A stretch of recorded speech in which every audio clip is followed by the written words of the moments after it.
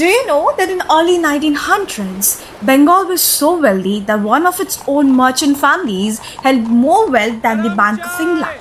Its capital was called the London of the East. It was the richest region not just in India but arguably in all of Asia. Today, Bengal sits at 19th in per capita income and 6th in overall state GDP. So what actually happened in between? Because this isn't a story about the poor region staying poor. This is a story about the richest region in the country slowly falling behind and almost nobody agrees on exactly is a why. vast network. Let's go back to where this all started. Under Mughal rule, this entire delta region fed by the Ganga and Brahmaputra functioned as one massive unified economic zone.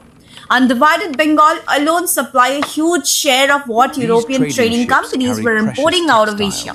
It led the world in fine textiles, especially muslin and silk.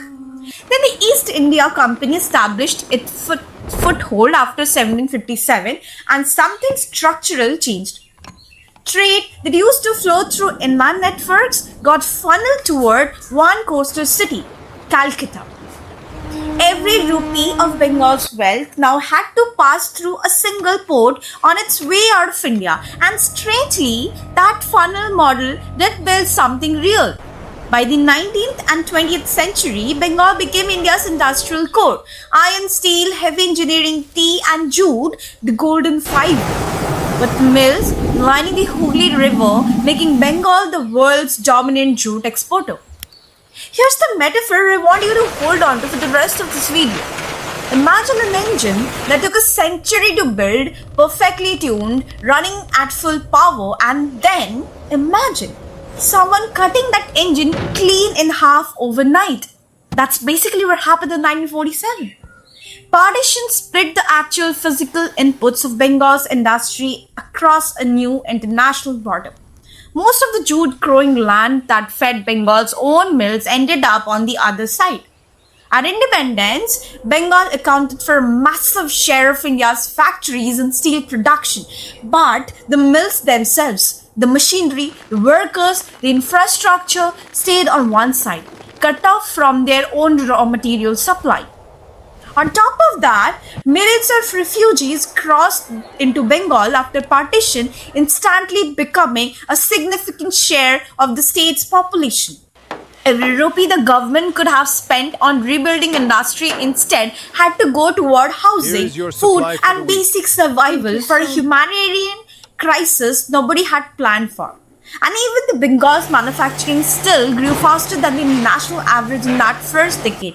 It was holding on.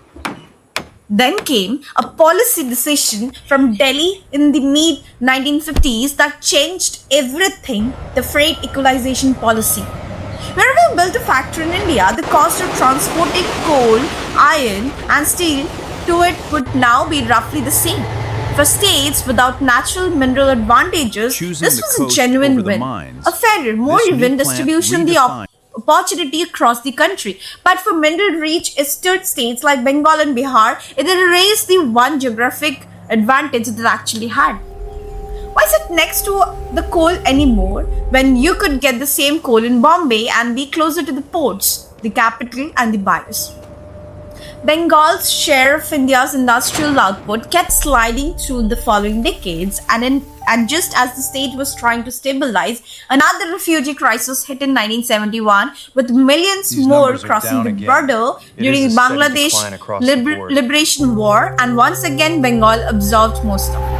By 1977, the state had spent 3 straight decades essentially in crisis response mode. And that year, everything shifted politically. A communist-led government came to power in the state for 34 years, the longest continuously elected communist government anywhere in the world.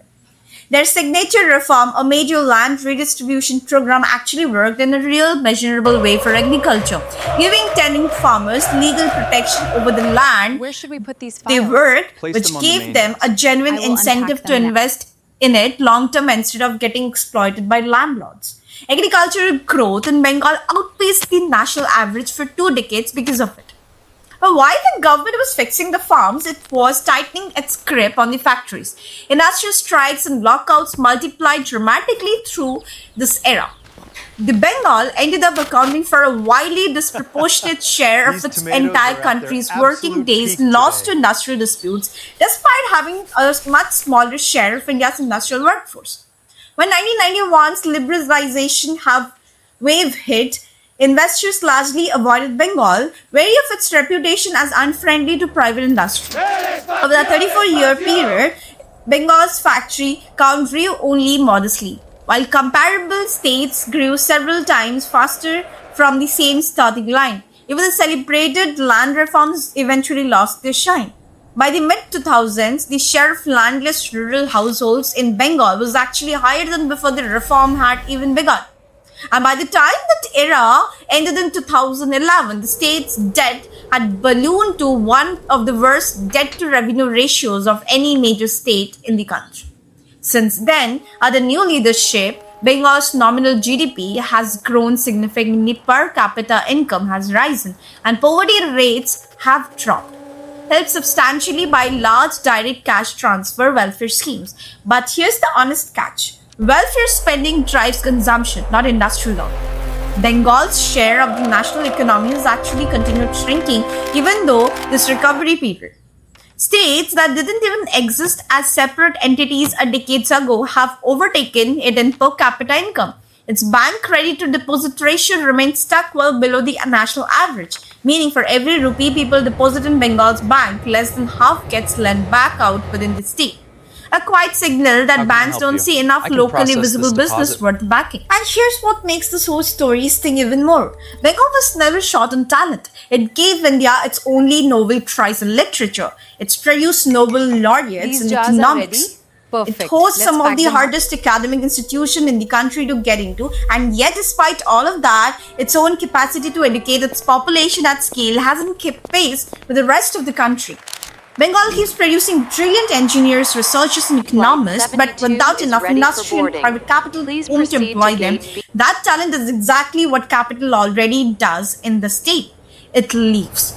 So today, Bengal sits at a strange crossroads, genuinely growing again, but growing slower than nearly everyone around it, still carrying the financial weight of decisions, and decades ago, still trying to rebuild the trust it makes for capital and talent to actually want to stay. Whether that turns into something real or just becomes another chapter of promises in a state that's had plenty of them already, that's something only time is going to answer.